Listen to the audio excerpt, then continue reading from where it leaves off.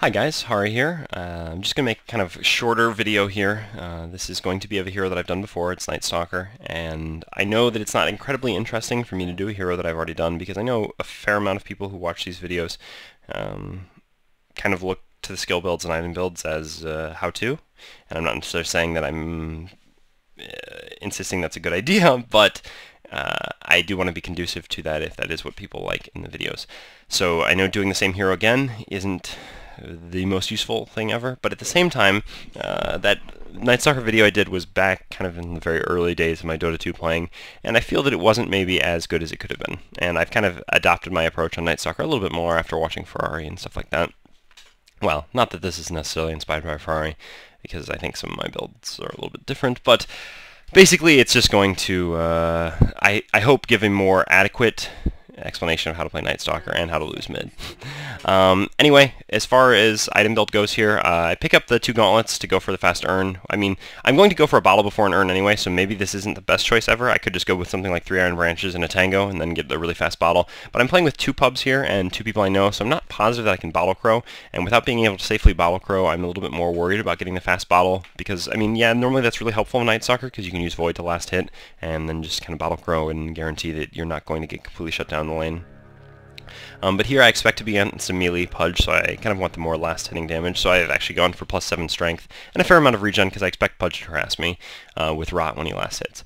I have never played this matchup before, though, admittedly, and that is actually going to be incredibly evident here because, yeah, I just don't have a good understanding of a couple things. First of all, I probably don't need this much regen because it's kind of unlikely that Pudge is going to harass me. Although I realize, actually, what I need to be doing is harassing the Pudge so that he can't just suddenly decide, hey, I'm going to Rot and kill you because I have as much health as you do, and I know my hook is going to do more damage to you than your void is going to do to me.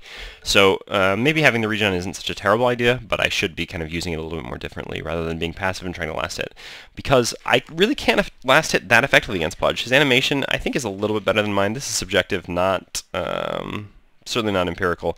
I'm not 100% on that one, but I feel like it's better than mine slightly. Not to mention he can use Rot to help him last hit, which I don't really have that option. I mean, I can get a couple last hits with Void, but not near as effectively as he can consistently last hit using Rot. So yeah, not the best matchup ever, but I could have played it a little bit differently, and we'll get into that when stuff actually happens. For now, I'm just going to get to last hitting. As far as items go, like I said, I am going to go for a bottle first. I think that's pretty standard on Nightstalker, even if you're not mid, or if you're dual mid, or whatever. But here, solo mid, I think it's not even really a choice. And then obviously I'm going to turn the 2 gauntlets into an urn. Urn, obviously a great item on Nightstalker. I mean, gives you the capacity to put a little bit more damage on enemy heroes early on when you're ganking, and a little bit of rechargeability. Although, ultimately, not the best rechargeability ever because he really needs mana more than he needs health to continue ganking. But an urn does give a not insignificant amount of mana regeneration too, which is helpful. Here he kind of starts the rotting, but I know that he's not going to try to kill me here. The reason is I have too many creeps, and there's no way he can dive basically through all my creeps and still try to kill me, which is an important thing to pay attention to. So basically what I need to have in my head right now, which is something I don't know at this time when I'm playing this, is that I always need to have creeps around, otherwise he can kill me. Like I said, I mean, if he basically rots and we stand there hitting each other and he hooks me and I void him, he's going to win because his hook is pure damage and does a little bit more damage than my void does. So basically my best hope is to always have creeps up, and so what I'm doing here is I'm actually putting myself in a position where I only have 1 creep left alive, and I really want this last hit, but it's not worth it because it's actually going to cost me my life. So what I'm going to do here is I actually think that I can void and run out, and maybe if I was a little bit further outside the rot I would actually be able to do this, but in the end it turns out that I am not able to when I'm that far in.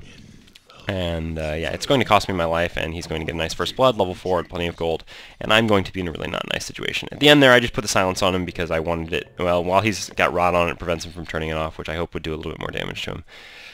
But yeah, so now I'm level 2 and he's level 4, which is not the best situation to be in, but again, as Nightstalker, I'm not really that concerned about winning my lane. That's not really my priority. My priority is just to get to the first night with a fair amount of experience, which is why a solo Nightstalker is kind of a good choice, and then turn it into some ganking. So I'm maxing Void first. It's pretty self-evident. I mean, I assume a fair number of you have watched the previous video I did on Nightstalker. If you haven't, well, then I guess I can explain everything as if it's the first time anyway. There I actually go for a deny over getting a last hit, which is really stupid. You should never worry about denying when there's no enemy here. I do see him grab that illusion rune, which I'm not too happy about. But fortunately, illusion rune is not going to be very good for Pudge because it actually could mess up him trying to hook or stay next to me with Rot, etc. I got the silence at level 2 simply because Hunter in the Night is going to do absolutely jack in the first day, and therefore the silence will just be a little bit more useful. I see him going for me again here, so I'm going to put the silence on him just because it's going to force him to rot a little bit longer, and I'm going to kind of keep running around in my creeps. Unfortunately, all my creeps are dead from him rotting, so now I'm going to run away. But I can tell which one is the real and which ones are the illusions, so I try to put the illusions between me and him so that he can't actually hook me, and I can run away and salve up here. I am actually going this way, and I think that I can get away, but then I see him, and I know I'll get hooked in that small space. But then I kind of take a straight line anyway, which isn't the best decision. But by now, he's actually gone to a low enough health, and I have none of his creeps around, that I can actually just turn around and start right-clicking him. And I do successfully do that. Unfortunately, he suicides, and I don't get the kill, which means, or at least my creeps get the kill, although I have no creeps here, so it doesn't really matter. I actually think I can run back to the creeps there, but his illusion might just kill me. So it's probably time just to get the hell out of here.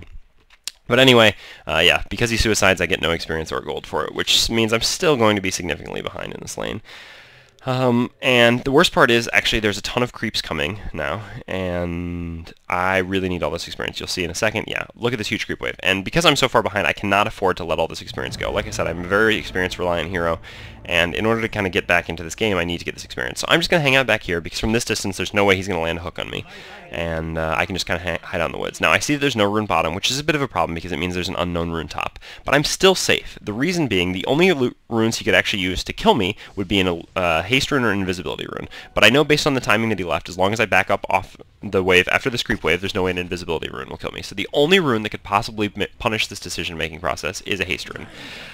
Ultimately, he does get the haste rune, and there's really not a lot I can do about that. I still think that was a very good decision on my part to stay there. I mean, sometimes good decisions get punished, but again, I have a high probability chance of not getting punished for staying there. There's really no way he can just come and kill me. Maybe if his invis rune comes from behind between the tier 1 and tier 2 towers, there's a chance, but overall it's pretty unlikely. And I do manage to do something good at least, which is I buy my bottle before dying. I mean, I realize that I'm going to die, so I just quickly buy something, try to use up as much gold as possible. Unfortunately, this means that I cannot get a TP to get back to lane, but I don't think I'm going to miss too many creeps here because it looks like he's kind of killing down my creeps, and I should be able to hopefully get back with only maybe missing one. Although actually with the way the creeps are turning now, it looks like I might not miss any since the full HP creep is going to start to tank the tower hits, which is good for me, and I can actually run in here and grab a void last hit on one of the creeps. After one point in silence, I guess I didn't use void at all there. Anyway, after one point in silence, we're just going to start maxing Hunter in the Night. I do actually use Void on him now because I'm not going to make the same mistake and let myself be low HP again. Or him be high HP so he can just kill me. And he actually does come into the tower range now. He's really desperate to try to get a kill on me. But this really isn't going to work out for him. Dodge a really obvious hook there. He's actually pretty slow on the hook after using his ultimate. And he tanked a bunch of tower damage. So that makes it pretty easy for me just to turn around and Void and kill him. But anyway, going for max Hunter in the Night after max Void. The movement speed and attack speed will just make us a more effective ganker. Specifically the movement speed, but the attack speed won't hurt. I'm actually not getting my ultimate at level 6 here because I actually don't want to prolong the first night, especially after I had such a bad start. I mean, maybe if I had a really good start, it would be more enticing to kind of prolong the first night as much as possible and hope to get some ganks. But here, I really just want, I mean, a couple of good ganks in the first night, but then to really just go into the second night and hope to have a greater success there. And speaking of success in the first night, here's the DD rune, which should certainly facilitate a gank to the top. In fact, Rasta coming with a smoke, although smoking here maybe not the most effective thing ever because we're right under where their ward would be, so I don't know, we're not really going to smoke through anything. Although I guess if we go up to the top lane, maybe there's a chance we can go past the creeps because we have the smoke now. Kind of being indecisive about where we want to go, whether we want to go mid or top, mid or top. Eventually decide that top is better because it is pushed up, but my boots are coming to me, so I want to grab those real quick. But yeah, so anyway, I don't want to extend the first night, so I'm not going to get my ultimate yet, and Hunter in the Night is actually going to be more effective than an ultimate that I just don't really care to use. So I'm going to go in on this Kunkka first. I should actually be popping this Invis or this DD rune, and he would actually be dead already, which might mean that the Mirana wouldn't jump forward. There's really no reason for her to have leapt forward like that anyway, but shouldn't be the biggest deal ever. This PA is not getting out of here, and we do still trade 2 for 1. Yeah, now I pop the Invis rune. But what I'm saying is, or what I was saying is that I don't know what I was... Oh yeah, with that, I mean, the reason why she didn't have to jump forward is because basically they don't really have true escape mechanisms, so it's pretty unlikely that one of them's going to get away. See Pudge here, and I saw this DD rune. I am going to silence him to make sure that he cannot rot and suicide himself here. I don't want any more of those suicides happening. It's always the most frustrating thing in the world.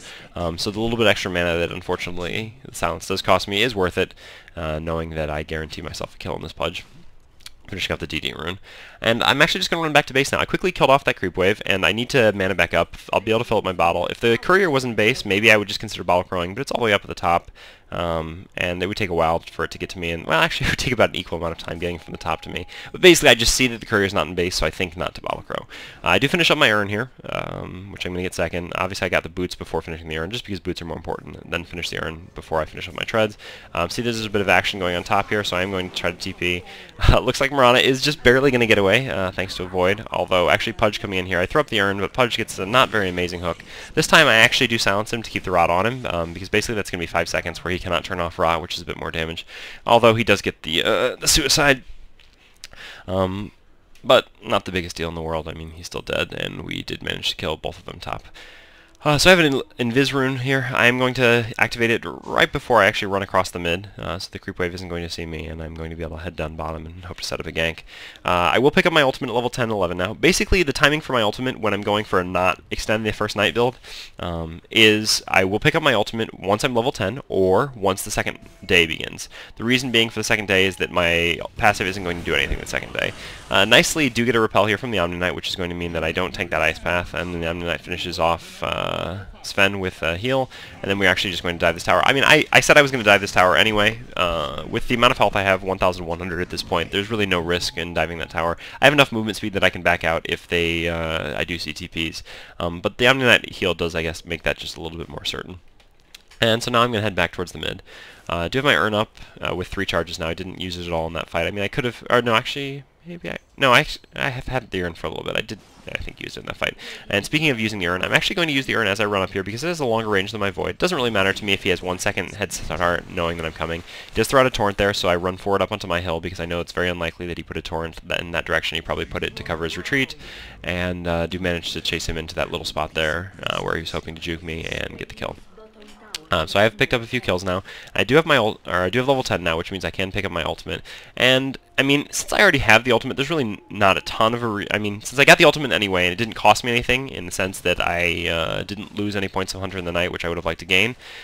It's not the worst thing in the world to pop in and just extend the first night a little bit, especially since it turned from being very unsuccessful when I was, you know, 1 and 2 to being quite successful at 5 and 2. Do eat a torrent here. Rasta is actually going to come and try to kill this guy. I kind of didn't want to do this because I would have liked to pick up the rune bottom, and I don't have enough mana for a void, so I'm not actually going to be able to kill him, but I do kind of what I can to help the Rasta. Unfortunately, he does get away because, like I said, I just didn't have the mana for a void. So I'm going to run back to base now. There's about 2 minutes left of this first night, and I would like to capitalize with at least 1 more kill or so, and I do pick up my treads as well. I actually courier myself the treads just because it means I'll run back to base just a tiny bit faster, which, you know, everything helps. And I pick up a magic wand as well. Wand, pretty much standard on any hero. I am going for treads here instead of face boots. I actually kind of decided that I like the treads more. Having a little more health, hitting a little bit harder, and it kind of makes it easier for you to turn into a semi-carry-ish hero when you get your BKB, which is what I kind of like now a little bit more than the Aghanims. See a little bit of fighting going on down here. I want to get down as quickly as possible, TP to the tower. Unfortunately, it looks like the Sven is going to get away. I would like to try to go get him, but I've got to just kind of stay... So you see there, I was going for the Sven, but I've got to stay focused on the heroes that are actually here. There are more TPs coming in, but I will be able to finish off this Pudge before... Well, or he'll be able to finish off himself before the TP gets there. Hopefully with the urn charge and the right-clicking it would have been enough, but no, again, he actually gets the rot suicide. A little bit luckier suicide this time since he actually did have an urn charge on him. But I'm still just kind of hanging around, got full health, full mana basically with this bottle, and 3 urn charges, so I'm not too worried. We saw that the Sven actually went over here, so I'm just going to go for him. Putting the silence on him here too, because that, I mean, his stun would do a significant amount of damage to this Venomancer, who almost dies to the Kunkka, but just barely makes it away. And now I'm going to turn around on this Kunkka, put an urn charge up on him as soon as it's off, and I actually get a nice repel from the Omni Knight, which makes me feel really safe diving this tower. I could maybe finish him off without using a void since I want to save mana, but in this instance, just safer just to take the guaranteed kill. And I should be able to head over to hopefully a 12-minute rune now at the very end of the night. Yeah, and this was a haste. So actually with a haste rune, it's basically almost like nighttime still for me, so I can probably look for 1 more kill, hopefully, down here, and then head into the second day where I'm just going to farm. So I'm just going to hang out here, not going to pop the haste rune yet until I see anyone. And then I actually do see this Pudge here. I pop the haste rune because I don't want to get hooked. It's going to give me a little bit more movement speed to move around. And then our ward actually does see this Jakiro going down over here, so we're going to head over here and try to pick him off.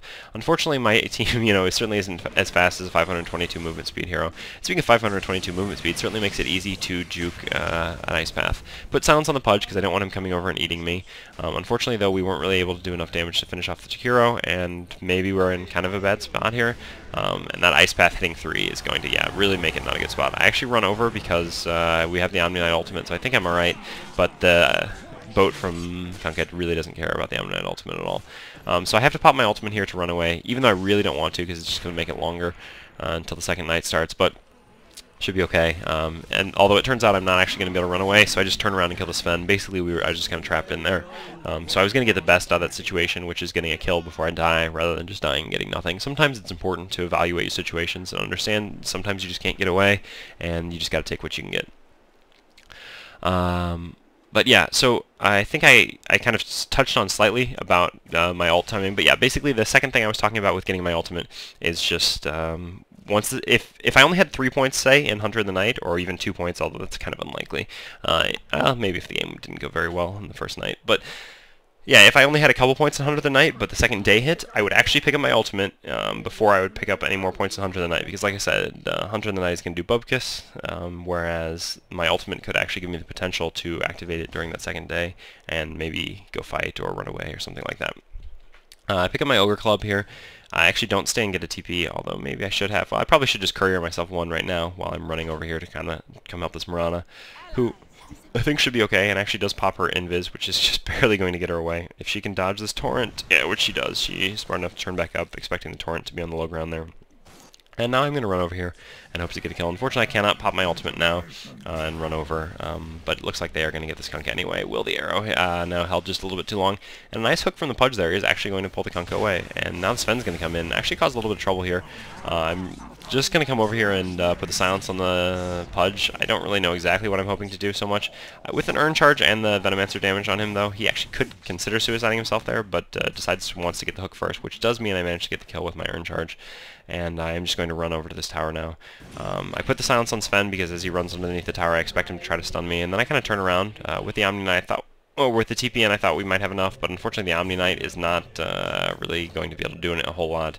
And Sven is just kind of able to run away, although with Omni Knight here backing me up, knowing that he has a heal for me, I feel like I can safely dive this, and Sven actually stops for a little bit. I could have actually maybe put an Urn Charge on him at that distance, which I probably should have tried for. I wasn't able to get him with my nuke, but he is going to get away regardless. And so I did pick up an Ogre Club. I'm going to go for a BKB as my first big item. I've really grown to like this build a lot. I mean, it gives you, basically it's like kind of like a timing attack, StarCraft style, in the sense that, ooh, 3 TPs. Didn't mean to do that, but you can never have too many TPs. Looks like there might be a little more fighting going on here. I do have my ultimate. I'm just going to silence the Pudge again to stop his ultimate. I could just nuke him. It might be a little bit faster. It's probably what I should be doing, but well, either one works. And I do see that PA down there. I would maybe like to turn around on her, but also don't want to just be diving their towers, especially when TPs could be coming in, so I'm just going to back off. Again, I maybe should have used my ultimate, would have gotten one more kill there, but I'm really focused on trying to delay, or not delay, trying to get through the second day as quickly as possible. I actually just want to be farming, like I said, which means I am going to go into the jungle here and try to get a few creep kills. Because unfortunately all the lanes have been a little bit too far pushed, or at least that's what I thought I was going to do, but then I see this rune. But yeah, unfortunately the lanes have all been a little bit too far pushed that I haven't been able to farm quite like I would have liked to in the second day, but that's not the biggest deal ever since I got a fair amount of farm from kills in that first night. But yeah, so with the BKB going into the second night, which is basically the goal, like I want to have my BKB for the second night, and at that point I'm essentially unstoppable. I mean, there's really nothing that can do anything about it, especially in a game like this. I mean, there is the Pudge ultimate, but Pudge is going to have a fair amount of difficulty getting close to me to get his ultimate off while I'm in nighttime. And other than that, they don't really have anything that goes through BKB. Well, I mean, they have some stuff that goes through BKB, but not that effectively. Again, it's all kind of unreliable given my movement speed. Looks like there's a little action going on the Mirana over here, but 2 of my teammates are coming. Mirana does pop her ultimate, and I am going to pop my ultimate as well, just to try to run over as quickly as possible.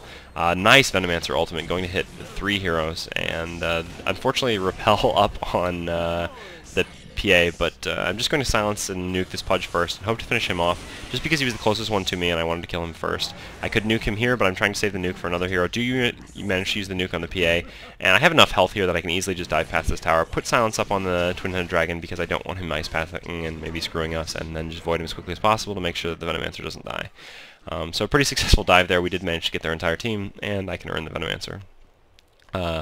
Kind of thought I wanted to push this tower by backdooring some creeps, but then realized, no, our creep wave isn't really that close, so I'm actually just going to TP somewhere else where I can go to farm, because this nighttime should be passing in a couple seconds, and it's back to me farming during the daytime, which is exactly what happens here. So yeah, treads over phase boots, basically just because it gives me more health and, well, not necessarily more damage, but yeah, more health, more tankability. And since I'm going for the BKB, I'm going to be completely immune to magic, so the only thing that can really get me is physical damage. So just having more health means that it's going to be really difficult for someone to actually kill me, since I can't be nuked down or really CC'd when I pop that BKB and running around in nighttime. Then after the BKB, there's really a lot of choices. I mean, you could still go for the Aghanims after that. Aghanims on him, it certainly is really strong, but kind of when going for the semi-carry-ish Nightstalker build, I would prefer something else. Usually either a Heart or straight to a Basher, some combination of options like that. But anyway, the night has almost passed now, so it's almost time for me to actually be a little bit more active. You can see I knew that the Pudge was probably coming down there. I knew that their team was coming down there to gank me, so I just rotated back mid. Again, just looking to find farm anywhere I can at this point in the game. Not trying to fight, not trying to gank, etc. I mean, I think I've said that enough times that it's pretty self-explanatory. Still always carrying TPs, and hopefully always having my ultimate off cooldown, so that if I have to TP and pop my ultimate in a fight, I can still be quite effective. Even though that's not what I want to do, it's what I can do. I could actually maybe be farming bottom again, but I just came mid because the lane creep wave was pushed up, and there was actually no one here, so there was no reason not to be here. Mid is a little bit more risky, although bottom's actually more risky than mid, so it doesn't really talk too much. And unfortunately, the Mirana, well, not unfortunately in the general sense, but unfortunately for me, the Mirana has pushed out top. But I did get enough money for my BKB, so I am able to finish that up now. And I'm just going to go into the jungle and kill off a few creeps, or at least that's what I think I'm going to do, but then I see how quickly they push out the mid lane, and I'm actually just going to head back here. Wanted to avoid that creep, just because I have plenty of mana anyway right now, so it's safe for me to take a void just to guarantee the last hit. Should be couriering myself that BKB pretty soon here. Basically, I will, I think, after I kill off these last two creeps. And there's a Rasta here with smoke, although his smoke just wears off, so yeah, I guess maybe he was just warding or something. Never a terrible idea to smoke up when you have to go ward. Well, I mean, it is depending on your team, but in pubs, smoking up to ward is a pretty safe idea, especially when you have Pudges on the other team. It just guarantees that you're going to have a much safer warding experience. So finally, it is time to grab that courier and send it to myself. Actually, already level 16 by the second night, which is going to be a pretty huge deal. See Moran in a bit of trouble here, so I do actually TP up. I don't really want to pop my ultimate when I'm this close to the night, but I may have to. Although it looks like the Pudge is going to TP out, and, well, whether the PA dies or not is really just going to be up to the Mirana. I do head over here. I actually want to earn the Mirana, but I've actually switched up my item slots. Yeah, you can see I think I earned her there, which actually might have saved her life, but I've stupidly switched my item slots, which means, yeah, unfortunately the Mirana is going to die there. At my own fault. Basically, the reason being that I was using the urn in, well, one slot, but then I changed that slot because I wanted to use the BKB there, and so I put the urn somewhere else. And yeah, I should have just been using the urn in this slot from the get-go, so that this wouldn't have been a difficult transition for me, but a bit of a mistake there. But second night, and as soon as the night hits, I'm going to pop my ultimate. Basically, when we want to extend nights, which is the second night, the third night, any night after the first, and for some people the first night as well, we're just going to use our ultimate every single time it's off cooldown during the night, because there's no mana cost, and we really lose nothing, and it just makes the night longer. Whereas when we use it during the day, it actually makes the day longer, so to speak. I mean, it just makes it longer until the next night, even though we have artificial day or nighttime for the duration of our ultimate. With this invis popped, looking to try to find something bottom. Unfortunately, the lane's pretty far pushed up, and there was no one mid. And speaking of mid, someone on our team should probably be farming that. It's about to get to our tier 1 tower, and you really never... I mean, it's good to force towers and stuff like this, but it's more important to just kind of not let that many creeps hit your tower, because you're taking unnecessary tower damage and giving away a ton of golden experience. But looks like they want to initiate here. Ice Path showing. Little do they know I'm actually here in Invis. I pop my BKB right away, and Omni Knight does give us an ultimate, so I feel extremely safe. going for basically just anyone who's next to me. Don't want to spend too much time chasing after low HP heroes. My goal is just to keep fighting whoever I can find, and then go after anyone else who might have gotten away afterwards. Repel is up on me from the Omni Knight, but like I said, Pudge can obviously ult through magic immunity, but doesn't really matter. With my teammates here, I am able to turn around on Pudge pretty effectively and just going to bash away at him until he dies, and he's not going to get suicide this time. Just running out of tower damage because I would like to earn myself up and maybe bottle up a little bit so that I can regen and we can force this tower. Unfortunately, our mid tower did go down, which is exactly what I'm talking about, of leaving uncontested towers basically taking damage for no reason. Even though we did have a very successful fight and ultimately it was worth it, conceptually it was not worth it because the fight wouldn't have necessarily been able to be predicted to go that well. But we did get this tier 2 tower here, just going to tank it because I really don't care at this point. I have plenty of burn charges to heal up. And, well, there's more runes, etc. I realize now, having Omni Knight on my team, there could be some argument made for not going BKB, because, well, I can get repels from him, but again, it's a pub, so I don't really know how effectively, I mean, I can't guarantee that he's going to be repelling me, although it turns out he does a pretty good job of always repelling me. But this way it frees him up to repel Mirana or Rasta, something like that. See this Jakiro here, and he does try to Ice Path me, but I silence him before he can get it off, and I'm just going to try to beat him down. I do have, yeah, I kind of mistimed that a little bit there, and ultimately the Jakiro gets away. Well, I think first I had a half second of indecision about whether I wanted to pop the BKB or not, and I'm sure I've talked about this before, but indecision is just the worst thing ever. If you ever watch really good people, like, I remember watching Ferrari play Pudge, and even though I would say maybe he's not as good of a Pudge player as, like, Dundee, the fact that he's just, immediately when he sees a hook, he does it, and it just shows that he's, I don't know what the word is, supremely confident in his own decision-making process. It's not that his hooks were always hitting, but he trusts himself well enough to think that any time he sees a hook, he should just go for it, rather than hesitating and second-guessing himself. And here, maybe I second-guessed for just about a half second whether I want to pop my BKB or not. But then, ultimately, there was another thing that factored in, which is I actually thought that he had a longer duration X marks the spot. But it's actually only a level 1 X marks the spot. I guess I just hadn't seen his level. So I expected, you saw I popped it there when I expected I was about to be sent back. Now ultimately, I shouldn't have to do it like that, because it's not when I'm going to get sent back. I could just pop my BKB anyway. But I guess the later I pop it, the more BKB time I have, which kind of could protect me. So I was just trying to maybe be a little bit more efficient as well as being a little bit indecisive. And that did backfire because it was level 1 X marks the spot and Jakiro got away. Anyway, talked about that for long enough. We did take Roche, although there wasn't a whole lot to say about that. We're dire, we can take Roche whenever we want, even though we don't have any great Roche abilities. I mean, I'm pretty tanky, Omni Knight can heal, etc. See this Sven here, and I know he sees me because I'm going past the creeps, so I'm going to pop my BKB basically right as I run up there. Sweet arrow from that Mirana. Unfortunately, the BKB does kind of get countered by getting creep blocked. But yeah, so basically what I was doing there is I just knew that the Sven would be stunning me as soon as I ran up the hills. The stairs. I predicted when exactly, where I would get to the point where he would see me and stun me. I mean, not see me because I knew he saw me from the creeps, but where he would get to the point where he cast it and just BKB'd, kind of blind, and was able to pretty effectively kill him since there wasn't a whole lot he could do about it since he was half health. And yeah, speaking of repelling other people, see now, here we have a repelled Mirana who could just eat in Torrent and laugh. With Sven dead, we feel pretty confident to try to take this tower. I mean, we just kind of want to end this game as quickly as possible. Since they do have a PA and we don't really have a carry that's as strong as her, as soon as the Kunkka runs up here, I do kind of nuke him, Omni Knight runs in, and we do manage to finish him off. Omni Knight then pops his ultimate, but that's not necessarily the best decision-making process there. Because we really shouldn't be diving a tier 3 when their tier 2 is still up, which instead means we should just turn around and take this tier 2. So maybe not the most effective decision-making process there ever from the Omni Knight, but we do get the tier 2 anyway. And looks like another nice arrow from the Mirana. I wasn't unfortunately in position. I run into a nice ice path, which is kind of embarrassing. Another deny from the Pudge on himself. I'm not throwing urn charges up quite as effectively as I could be, but do manage to throw it up there. I didn't actually think this guy was going to die, but he does thanks to the Venomancer dots, which I hadn't noticed. So yeah, I mean, shows the effectiveness even of using your urn at 26 minutes. But at this point I know there's absolutely nothing more we can get here, so I'm just going to TP out and take this farm in another lane, because again, like I was saying, we have a creep wave up against our tower, and that should really never be uncontested, and we're not going to get tier 3 at this point, especially with Omni Knight dead. Even though there are a couple of them dead, they'll be coming back up, and we were low HP and mana. So I do have a ton of gold now, and I'm going to buy something, which in this case is going to be, I decided to go for a heart. I wouldn't say that this is definitive or necessarily best case. I mean, like I said, there's a lot of different options you could really go for after getting the BKB. But in this instance, I feel like the heart is a good one because it's really just going to let me charge in there and just not be afraid of anything. I can still get melted relatively quickly by a PA, but I don't think the PA has very much farm. I think she was contested pretty fairly top between the Rasta and the Marana.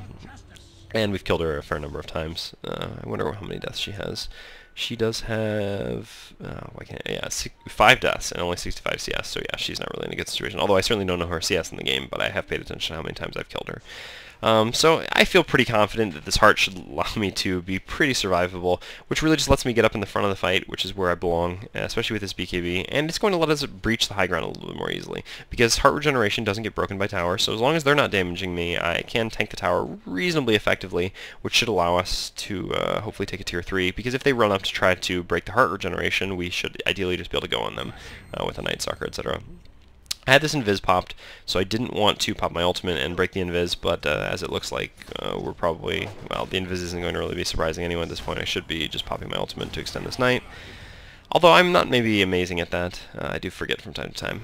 But yeah, there we go. And also you see that at this point in the game, I mean, like I said, there was an effect. I mean, I did get a kill with an urn not too long ago, but at this point in the game, the urn is more important for healing teammates than it is for getting kills. Although you should always be used for healing teammates whenever possible. I actually walk right into that hook, but it's okay. I just immediately BKB, because this is basically going to put me next to their team, because if they're planning on killing me after the hook, well, then that means they've got to be close enough that I can actually just kill them. Omni Knight pops his ultimate again. I'm just not going to dive past towers. That's not the way you win games. So I just turn around here and just start right-clicking this tower. And yeah, they actually do glyph, and I know that the torrent's coming here, but I'm not sure exactly who it's on, so I just kind of stand my ground and just keep right-clicking this tower. I have the Aegis, so I'm not really too worried about anything that can happen. Another nice arrow from the Marana, combined with Void and Silence on Kunkka, is enough to kill him. And then Marana pops her ultimate, just kind of run in here. Venom ultimate does a fair amount of damage, although taking some torrents. I'm still going to manage to finish off the Pudge, and yeah, I'm not going to dive their fountain, just going to turn around and finish off the Rax. Unfortunately, didn't get to use the Aegis there. I mean, I feel like I played pretty aggressively without completely overextending. I mean, just because I have the Aegis, I'm not going to overextend and go into their fountain and do stupid stuff like that, because the problem is, even if I can, you know, die, lose the Aegis, come back with full health, full mana, whatever, it's going to encourage my teammates to do things like that as well, and they don't have the luxury of respawning with an Aegis, so I would say that it's probably a better idea just to play it safe, even when you have the Aegis, to a reasonable extent. Obviously, still being in the front is reasonable. Do have enough to finish up my heart here, and going to send that to myself, and go bottle this DD, which should mean that we should be able to go take another set of racks. Still have a fair amount of time of night. I'm not actually sure how much I should see in 1 second here. Yeah, I still have, well, I don't know, half the night left, and plenty more of where that comes from, since I do have level 3 ultimate, which means I can prolong nights for an extremely long time. I just want to get the courier so that I can get my heart, and then hopefully we can go end this as the other team is requesting. Heart does allow me to completely regen up, which negates any possibility for needing to earn myself, so I can just focus completely on using my earn on teammates. Although with an Omni Knight, I mean, it hasn't been that extremely necessary this game, and maybe I haven't used it as completely effectively as possible. But like I said, all their 2-2 towers are down, and we've taken 1 rack, so it's time to just go in and take the next racks. They do have a better late game, like I said, although they do already have 1 disconnected, so I don't think we're ever going to get to that point. This was kind of a bit of a stomp, although, like I said, I lost my lane, so at least that was interesting, kind of seeing how a hero can bounce back even after losing your lane, because a lot of people I know, yeah, just Tony being funny. A lot of people, when they're losing in their lane, really can get into a negative mindset, but it's important to remember that, at least for many heroes, losing your lane isn't the most important thing in the world. Earn up this Venomancer, pop my DD, which is while I'm damaging the tower. I'm going to pop my BKB while I'm running in here. The Aegis is gone, so maybe shouldn't be diving this deep, but at this point, because they're saying end it, and one of them is disconnected, I'm not as maybe serious as I should be, or as I would previously be. Yeah, PA just being a dick and breaking the urn charge on the Omni Knight with a dagger. But mid-racks are down, and this is basically a game. I know people don't like stomps, but like I said, I feel like there was at least enough interestingness going on in the early game with this hero and showing how to go from 1 and 2 to 15-3. Although, how to do that is just to have the other team not have wards and be able to gank their side lanes effectively. And this is another reason why Nightstalker should be mid, even if it is a dual lane mid, just because it makes it that much easier to gank side lanes.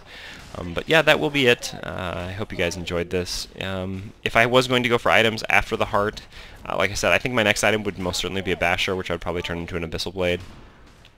Just for kind of some control and lockdown. I mean, like I said, I have a lot of attack speed thanks to Hunter of the Night, but not an infinite amount of damage at this point. And the Abyssal Blade is going to give me a significant amount more damage, in addition to allowing me to lock someone in place for 2 seconds while I sit there and beat on them, because I don't actually have any real stuns. And I don't know, it's just a nice item, I think. Yeah, Shadow Shaman trying to mess around there, diving their fountain and stuff, and pays for it by getting hooked. Yeah, other than Abyssal Blade, like I said, you can go for Aghanims. Aghanims is always a fine item on him, but when you're kind of going for the semi-carry and not the ganker, well, I mean, he's always a ganker, but, well, the semi-carry build, Aghanims maybe not as important, although Aghanims can always matter. It just depends on the team. I guess in this situation, we were winning the game enough that it didn't look like we needed to... I mean, Aghanims is great at finding openings, seeing them in their jungle, stuff like that, and being able to turn that into openings. Here, we were enough ahead that I knew it would be more kind of pushing towers and forcing fights in their base or at their tier 2 towers. In a situation like that, having more tankability is a lot more important because it allows you to stand on the front lines, damage and tank the tower, stuff like that, which Aghanims really isn't going to let you do. I mean, when you're pushing a tower, you know exactly where they are. You don't need an Aghanims to tell you that they're standing behind their tower, even though it might show you that one of them sneaking around the side, and with a Pudge it is effective. Other than that, important items, getting a Vlad's is nice when pushing like this, especially if you're trying to go into their base and stuff, the extra armor, and it allows you to take Roche a little bit more easily, and there's a few more items that certainly could be possibilities as well, but I'm not going to get into absolutely everything. But yeah, anyway, hope you guys enjoyed watching. I know this was kind of short and not extremely interesting because it was pretty one-sided, but I felt like there was a lot of action. I mean, I was involved in, 32 kills in 32 minutes, so you guys were seeing basically a kill a minute, which is what you should expect from a Nightstalker game in a pub. Yeah, I mean, I guess you could consider that a little bad manner to picking Nightstalker in a pub, but yeah, it happens. Anyway, guys, thanks for watching, and hope to see you again soon.